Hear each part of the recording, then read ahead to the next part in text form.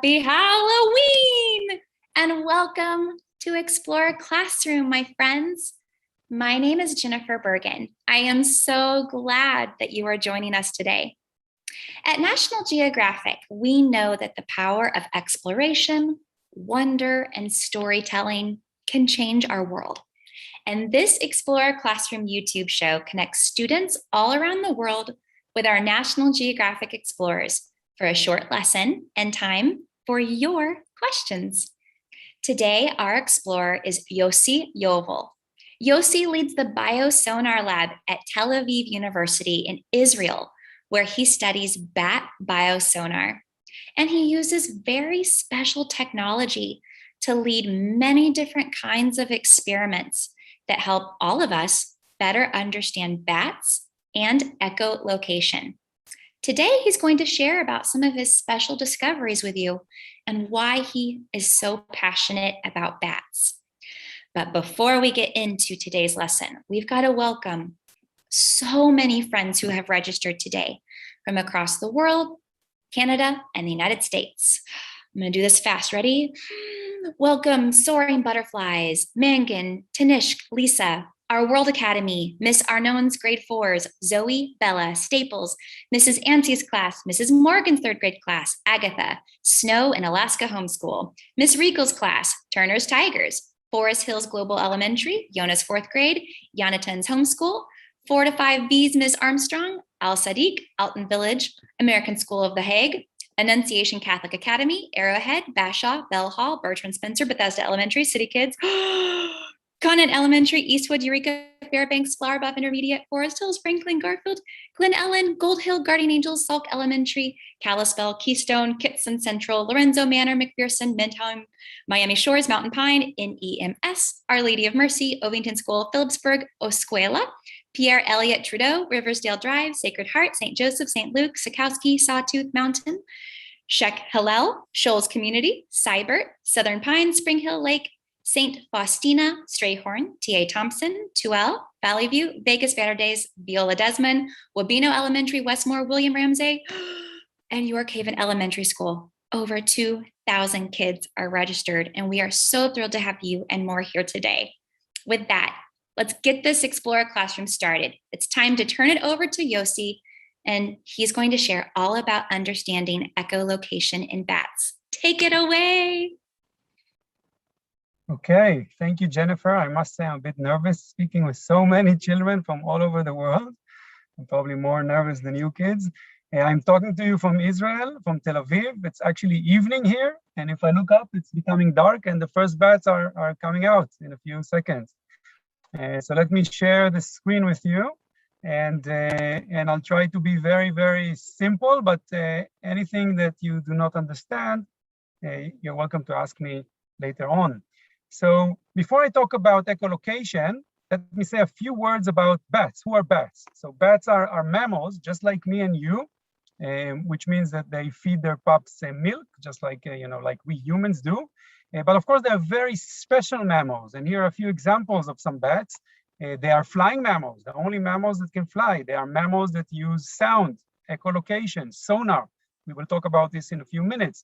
They are also mammals that live very, very long, probably the longest for their size. So relative to their being very, very small, some bats can live up to 40 and maybe even more years. So they are very, very remarkable mammals. And of course, today we are here in order to talk about echolocation, which is what I study in my lab here in Tel Aviv. And I'll try to explain very simply how echolocation works. So bats emit sound, which means this is a very fancy word to say that they basically shout, just like you shout when you're angry. But they do so in frequencies with sounds that we cannot hear. Okay, but just like we shout, they shout. You see the sound waves coming out of this bat's mouth, sometimes the nose, depending on the bat. And then sound travels through the environment. It hits anything in the environment. So leaves, branches, other bats, insects, echoes come back to the bat's ears. Okay, so you can see here 2 examples of echoes because the bat has 2 ears. And each of these tiny lines is an echo of a leaf and another leaf and a branch and another bat and an insect. And the bat's brain has to solve the problem, a very difficult problem, which we humans cannot solve. And that is to understand that this echo, you see, I point to it with an arrow, is the echo of a moth, of an insect that it can eat, and not the echo of a leaf. How does it do so? We don't really understand. In my lab, we try to understand this, but I cannot say that we fully do. Okay, so we humans would love to be able to do this, to detect insects within such dense vegetation, but we cannot do this, and especially we cannot do it using sound. What you see here is a little bit complicated, but I'll try to explain. Each of these black lines is one call of a bat, one shout. So this is oh, oh, oh, something like this, okay? But in very high frequency. And this bat, you can see we are moving a long time, and you can see that the bat is shouting faster and faster, right? It goes from chew, chew, chew, and then chew, chew, chew, chew, chew, chew at the end, okay? So the bat is changing the rate in which it is calling. Why? Because it is intercepting prey, okay? So down here, there is an insect. Somewhere here, the bat detects the insect. It realizes that there is an insect, and it increases the rate of its chirping. We call this chirping, choo, choo, choo, choo, until it eventually catches the insect, okay? So this is something that human radar system try to do, but they don't do it as good as a bat. So that was Biosonar 101. I explained very quickly how sonar works.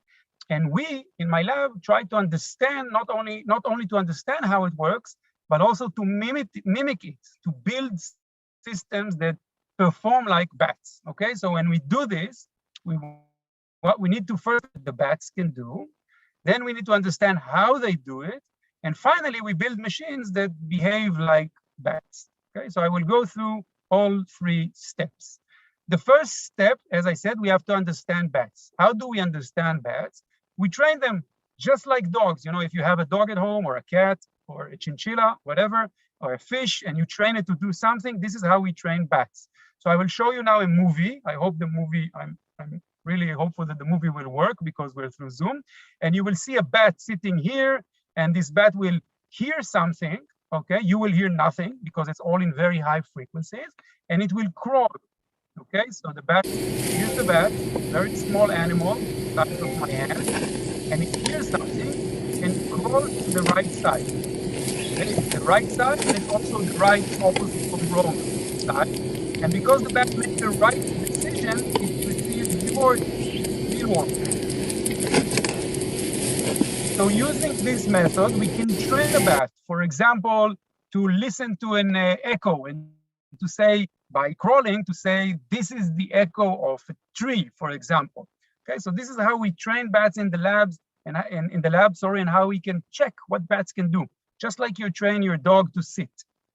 The next step is to collect echoes. We need to look at echoes ourselves, okay? What is this sound that is coming back from the tree? What does it look like? How do we do this? We build robots. You can see here our small robot in the lab. There is a speaker that emits sound, produces sound. This is the mouth of our robot. And this is the ear. This is the microphone. And I will turn this movie on. You will see the robot turning around in the room, searching with sound, only sound, for the plant in the room. Okay, so the robot will be shouting, just like a bat, just like you, listening to the echoes and searching for a plant. Once it finds the plant, it will approach it. Okay, so this is what it looks like. You can hear some of the sound you can hear. The blind robot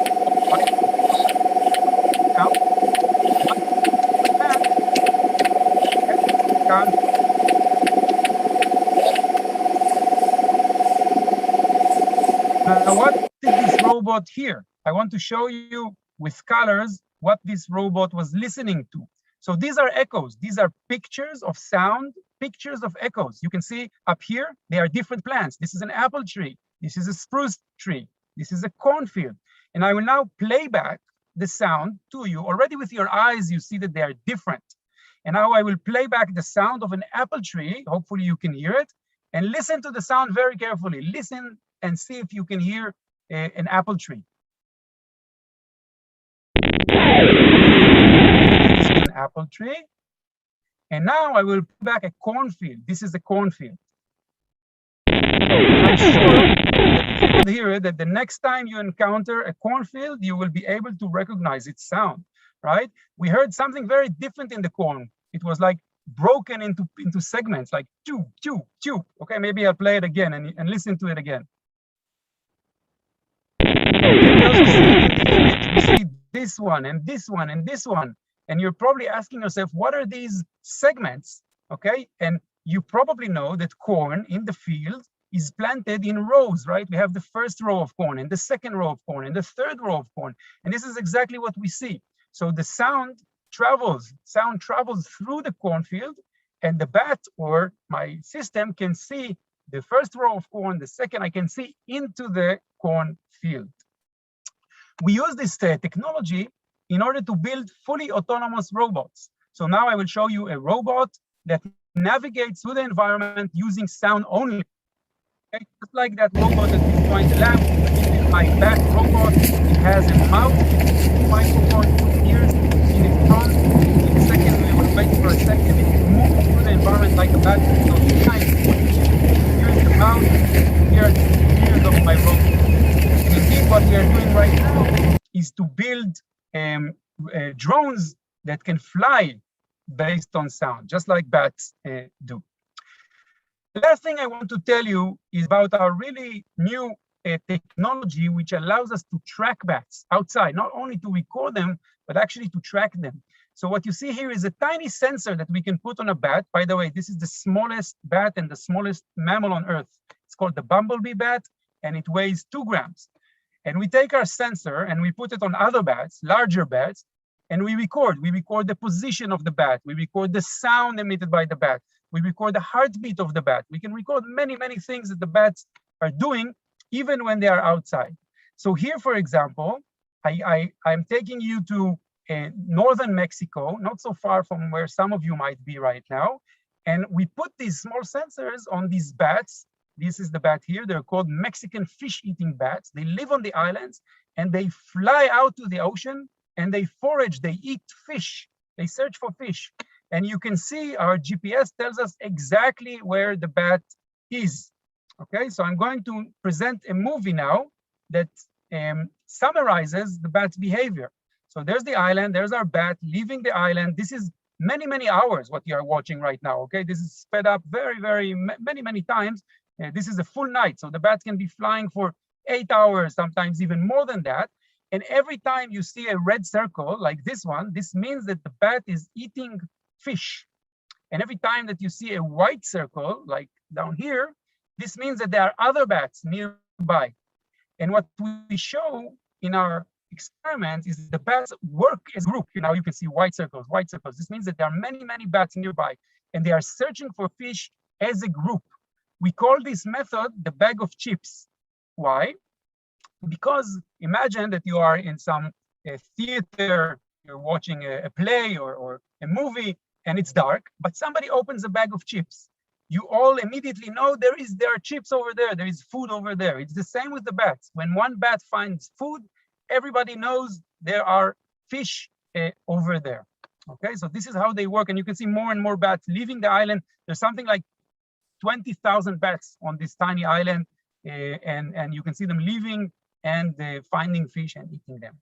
And the last thing I want to show is how we ourselves are building now models, robots that can fly just like these Mexican fish-eating bats. Oops, sorry. Here's the movie. So the drone in my lab has ears just like the bat. It's another bat, held in my hand of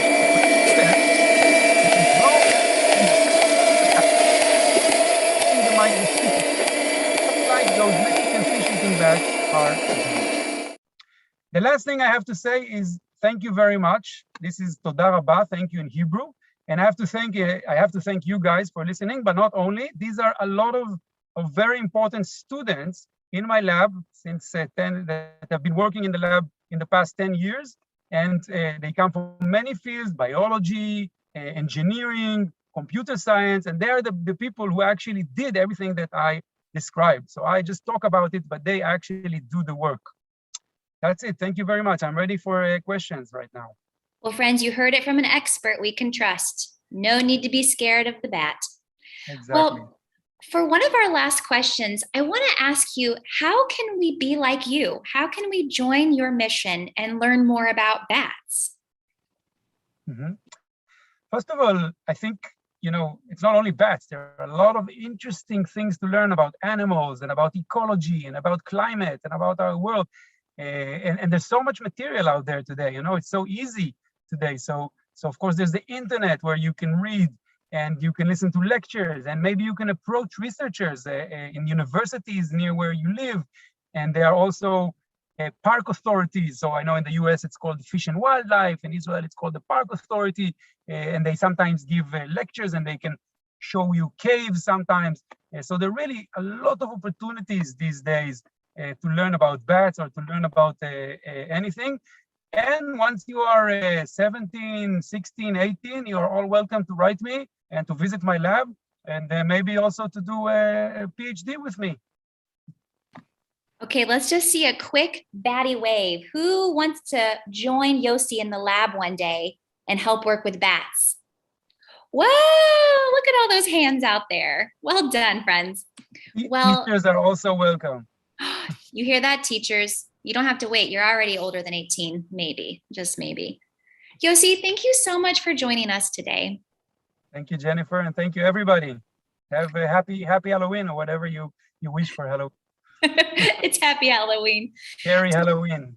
Scary Halloween. To all the students and the teachers out there who have joined us today, thank you for being a part of our show. I hope that you come to many more of our events. Check out our wonderful resources. We've got lots more than just Explore a Classroom, and you can find it all on our National Geographic Education website.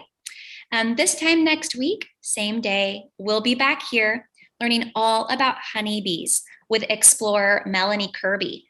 And then the week after that, we're going to be with explorer Prem Gill. And get this, Prem monitors seal poop from outer space.